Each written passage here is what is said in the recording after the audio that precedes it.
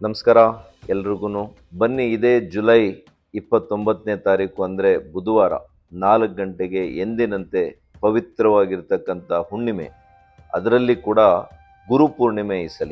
ಇವತ್ತು ಭೋಗ ನಂದೀಶ್ವರನ ದೇವಸ್ಥಾನದಲ್ಲಿ ನಂದಿಯಲ್ಲಿ ನಾವು ಪರಿಕ್ರಮವನ್ನು ನಾವು ಯಾವ ರೀತಿ ಕಳೆದ 6 ತಿಂಗಳಿಂದ ಮಾಡ್ತಾ ಇದ್ದೇವೆ, ನಾಳೆ ಗುರುಪೂರ್ಣಿಮೆ ದಿವಸ ಮಾಡುವಂಥದ್ದು ಮತ್ತಷ್ಟು ವಿಶೇಷವಾಗಿರ್ತಕ್ಕಂಥ ಆಧ್ಯಾತ್ಮಿಕವಾಗಿರ್ತಕ್ಕಂಥ ಶಕ್ತಿ ಮತ್ತು ಆರೋಗ್ಯಕ್ಕೆ ಕೂಡ ಬಹಳಷ್ಟು ಒಳ್ಳೆ ರೀತಿಯಲ್ಲಿ ನಿಮಗೆ ಆಗ್ತದೆ. ಇವತ್ತು ಅನೇಕರು ಕಳೆದ 6 ತಿಂಗಳಲ್ಲಿ ಯಾರೆಲ್ಲ ಪರಿಕ್ರಮವನ್ನು ಮಾಡಿದ್ದಾರೆ ಅವರು ನನಗೆ ಹೇಳಿದ್ದಾರೆ, ಆರೋಗ್ಯವಾಗಿ, ಇವತ್ತು ದೈಹಿಕವಾಗಿ, ಮಾನಸಿಕ ಚೈತನ್ಯ, ಮಾನಸಿಕ ಸ್ಥೈರ್ಯ ಮತ್ತು ಅವರು ಮಾಡತಕ್ಕಂಥ ಅನೇಕ ವೃತ್ತಿ ಬದುಕಿನಲ್ಲಿ ಭಾಳಷ್ಟು ಅವರಿಗೆ ಉನ್ನತಿಯನ್ನು ಕಂಡು ಬಂದಿರುವಂಥದ್ದು. ಏನಿವತ್ತು ಆರೋಗ್ಯ ಹಾಗೂ ಅಧ್ಯಾತ್ಮ ಇವೆರಡರ ಸಮ್ಮಿಲನವಾಗಿ ಭೋಗ ನಂದೀಶ್ವರನ ಪರಿಕ್ರಮ ಸಾಗ್ತಾ ಇದೆ.